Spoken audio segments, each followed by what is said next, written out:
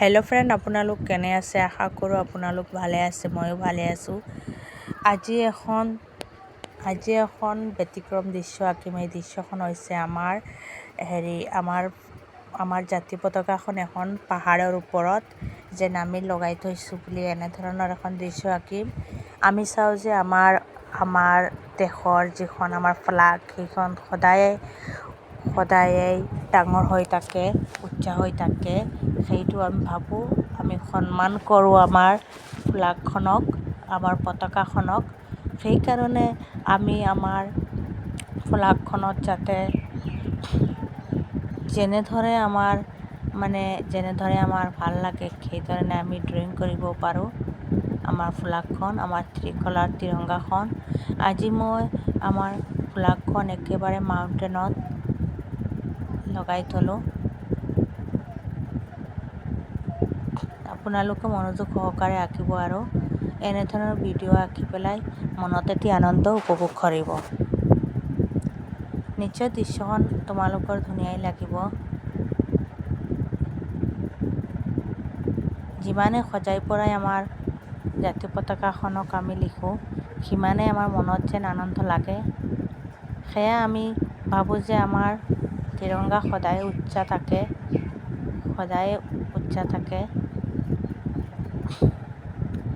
আৰু আমি সকলোৱে আমাৰ তিৰংগাখনক আমি সন্মান জনাব লাগে। আমাৰ তিৰংগাখনক আমি সদায় ভাল পাওঁ, আমি সন্মান জনাব লাগে।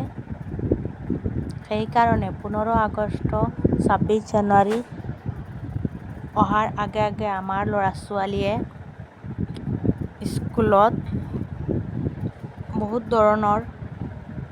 বহুত ধুনীয়াভাৱে আৰ্ট কৰে, আমাৰ ফ্লাগখনক সজাই পৰাই তোলে আৰু শিক্ষক শিক্ষয়িত্ৰীক একোখন দৃশ্য আঁকি উপহাৰ দিয়ে আৰু তাৰ পৰাও তেওঁলোকে টেলেণ্ট লাভ কৰে, জ্ঞান লাভ কৰে।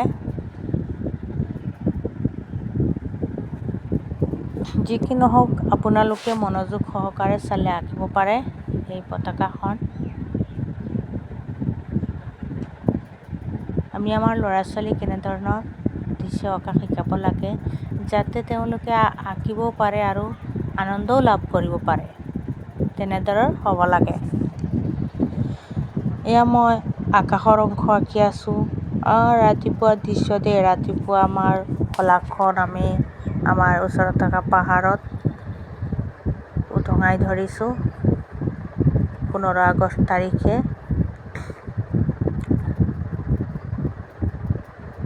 এনেধৰণৰ এটি দৃশ্য আঁকিলোঁ।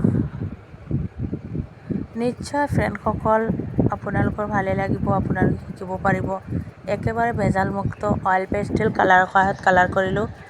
অইল পেষ্টেল কালাৰৰ সহায়ত কালাৰ কৰিলে কালাৰবিলাক ধুনীয়া হয় আৰু প্ৰথমত যেন কেনেকুৱা লাগিলে, তাৰপিছত হাতেৰে ঘঁহি দিলে একেবাৰে ধুনীয়া হয়, মিহি হৈ যায়, দেখোঁতেও ধুনীয়া হয়। তাৰ ওপৰত আকৌ বেলেগ কালাৰেৰেও অংকন কৰা যায়।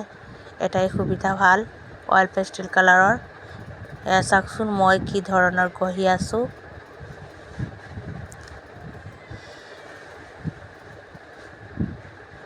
सारे जहां से अच्छा हिंदुस्तान हमारा हिंदुस्ता हमारा।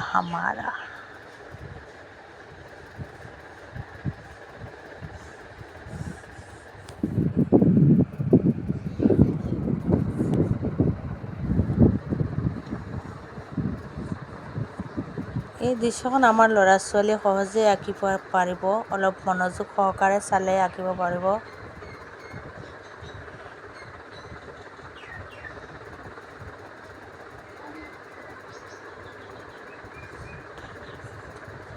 এয়া ঘাঁহনিৰ অংশকেইটা, পাহাৰৰ তলত থকা ঘাঁহনিৰ অংশকেইটা কালাৰ কৰিলোঁ। ঘাঁহনিৰ কালাৰ সদায়েই লাইট গ্ৰীণ কালাৰ হয়, তোমালোকে নিশ্চয় জানা।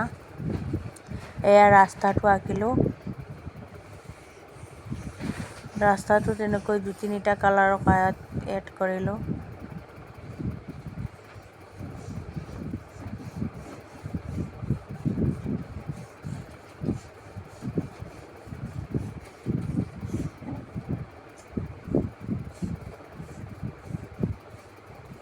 ক'লা কালাৰৰ বেৰো দি দিলোঁ আমাৰ ৰাস্তাখনত। ইফালে উঠি পেলাই নি আমাৰ ঝাণ্ডাখন লগাই দিলোঁ দেই আমি আমাৰ